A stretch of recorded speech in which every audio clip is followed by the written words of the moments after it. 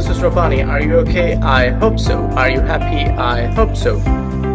This video is about for the IELTS, and as we know that IELTS we do use for different purposes.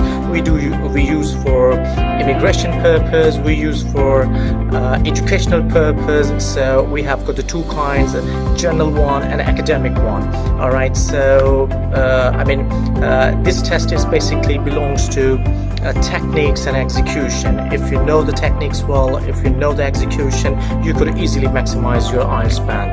I've been a part of the British Council last couple of years, and being an examiner, I could share my all experience, and I would give you the all important material that really help you to get maximum in your score.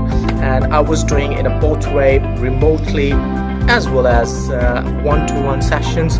So it's all up to you. If you will have anything to let me know, and hope you will have a fantastic day and you will get the maximum in your result. Thank you very much.